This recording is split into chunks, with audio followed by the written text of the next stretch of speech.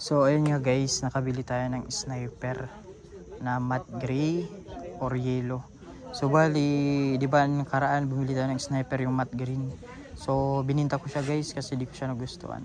So bininta ko siya ng 55, di ba nabili ko ng 54. So bininta natin ng 55.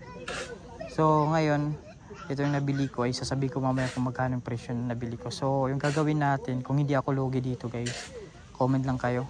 Sabihin ko yung mga parts, kung ano yung mga na di ba ako lugi or ano yung issue. So ayan nga guys. So ayan, check natin. Tara. So dito sa front natin, so ayan, nakikita nyo naman yung front. So ayan. Naka na siya guys, naka eagle eye. Eagle eye na siya. So walang problema.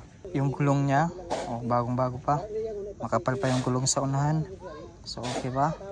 So wala namang problema dito yung front shock. Telescopic walang problema guys.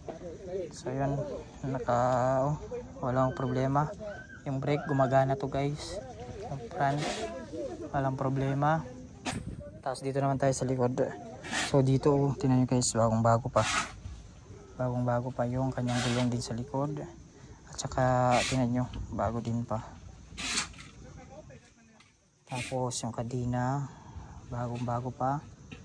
Tapos yun, yung sabi ng may-ari, palitan lang ng kadena guys kasi masikip, kasi nagpalit siya ng gulong. Kailangan palitan ng kadena, medyo masikip, kaya delikado pag nag-travel tayo guys na malayo, baka maputol. So yun lang yung issue niya. Hindi yung gano'n ka issue. So yun lang ganyan, kailangan palitan natin. So yun, so gumagana yung mga signal light. Gumagana yung signal light niya guys. So walang problema, plate number temporary, meron yang dun guys, authorization. So walang problema. Signal light gumagana, yung hazard, ayun. So yung issue lang dito, ito lang, meron siya.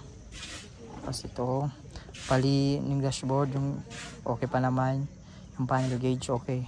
Pali yung ulo niya nito guys is 43,000. Hindi katulad yung sniper na green is 132, ito 43,000 lang. So ayun nga guys, so yun lang, wala akong masabi na issue dito. Pero kapag pin-under natin to, meron akong napansin, parang papalitan natin ng clutch lining. Yun lang naman. Oo, yun lang naman yung problema ko dito, yung clutch lining. Walang problema yung iba. Goods na goods guys. Tignan nyo naman. Walang problema, parang bago pa, di ba?